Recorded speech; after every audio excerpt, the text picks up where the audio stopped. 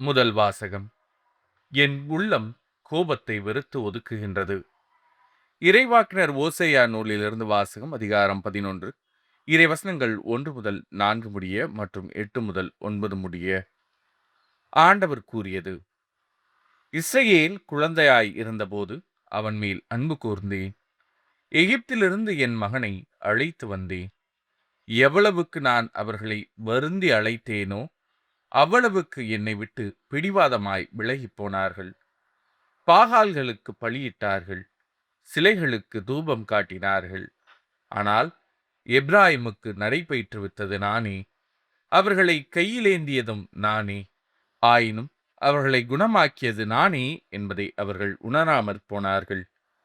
பரிவு என்னும் கட்டுகளால் அவர்களை பிணைத்து அன்பு கயிறுகளால் கட்டி நடத்தி வந்தேன். அவர்கள் கழுத்தின் மேல் இருந்த நுகத்தை அகற்றினேன். அவர்கள் பக்கம் சாய்ந்து உணவு ஊட்டினேன். என் உள்ளம் கோபத்தை வெறுத்து ஒதுக்குகின்றது. என் இரக்கம் பொங்கி வழிகின்றது. என் சீற்றத்தின் கனலை கொட்ட மாட்டேன். எப்ராயிமை அழிக்க திரும்பி வரமாட்டேன். நான் இறைவன், வெறும் மனிதன் அல்ல. நானே உங்கள் நடுவில் இருக்கும் தூயவர். ஆதலால் நான் நகருக்கு எதிராக வரமாட்டேன். இது ஆண்டவரின் அருள்வாக்கு. இறைவா, உமக்கு நன்றி. பதிலுரை பாடல். கடவுளே, எம்மை மீட்குமாறு உம் முகவொளியை காட்டியருளும். இஸ்ரேலின் ஆயரே, செவிசாயும். கெருபுகளின் மீது வீற்றிருப்பவரே, ஒளிர்ந்திடும்.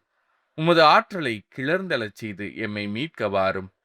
கடவுளே, எம்மை மீட்குமாறு உம் முகவொளியை காட்டியருளும். படைகளின் கடவுளே, மீண்டும் வாரும். மின்னுலகினின்று கண்ணோக்கி பாரும். இந்த திராட்சை கொடி மீது பரிவு காட்டும். உமது வழக்கை நட்டு வைத்த கிளையை, உமக்கென நீர் வளர்த்த மகவை காத்தருளும். கடவுளே, எம்மை மீட்குமாறு உம் முகவொளியை காட்டியருளும். நற்செய்திக்கு முன் வாழ்த்தொலி. அல்லேலூயா, அல்லேலூயா. இறையாட்சி நெருங்கி வந்துவிட்டது. மனம் மாறி நற்செய்தியை நம்புங்கள். அல்லேலூயா. நற்செய்தி வாசகம். கொடையாக பெற்றீர்கள், கொடையாகவே வழங்குங்கள். மத்தேயு எழுதிய தூய நற்செய்தியிலிருந்து வாசகம். அதிகாரம் 10. இறைவசனங்கள் 7 முதல் 15 முடிய. அக்காலத்தில் இயேசு தம் சீடர்களை நோக்கி கூறியது: நீங்கள் சென்று விண்ணரசு நெருங்கி வந்துவிட்டது என பறைசாற்றுங்கள். நலம் குன்றியவர்களை குணமாக்குங்கள். இறந்தோரை உயிர் பெற்றெழச் செய்யுங்கள். தொழுநோயாளரை நலமாக்குங்கள். பேய்களை ஓட்டுங்கள். கொடையாக பெற்றீர்கள், கொடையாகவே வழங்குங்கள். பொன், வெள்ளி, செப்பு காசு எதையும் உங்கள் இடைக்கச்சைகளில் வைத்துக் கொள்ள வேண்டாம். பயணத்திற்காக பையோ, 2 அங்கிகளோ, மிதியடிகளோ, கைத்தடியோ எடுத்துக்கொண்டு போக வேண்டாம்.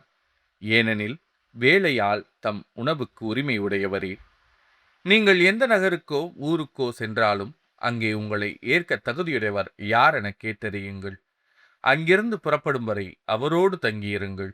அந்த வீட்டிற்குள் செல்லும் பொழுதே வீட்டாருக்கு வாழ்த்து கூறுங்கள். வீட்டார் தகுதியுள்ளவராய் இருந்தால் நீங்கள் வாழ்த்தி கூறிய அமைதி அவர்கள் மேல் தங்கட்டும். அவர்கள் தகுதியற்றவர்களாய் இருந்தால் அது உங்களிடமே திரும்பி வரட்டும். உங்களை எவராவது ஏற்றுக்கொள்ளாமலோ நீங்கள் அறிவித்தவற்றுக்கு செவிசாய்க்காமலோ இருந்தால் அவரது வீட்டை அல்லது நகரை விட்டு வெளியேறும் பொழுது உங்கள் கால்களில் படிந்துள்ள தூசியை உதறிவிடுங்கள். தீர்ப்பு நாளில் சோதோம் கொமோரா பகுதிகளுக்கு கிடைக்கும் தண்டனையை விட அந்நகருக்கு கிடைக்கும் தண்டனை கடினமாகவே இருக்கும் என நான் உறுதியாக உங்களுக்கு சொல்கிறேன். இது ஆண்டவரின் அருள்வாக்கு. கிறிஸ்துவே, உமக்கு புகழ்.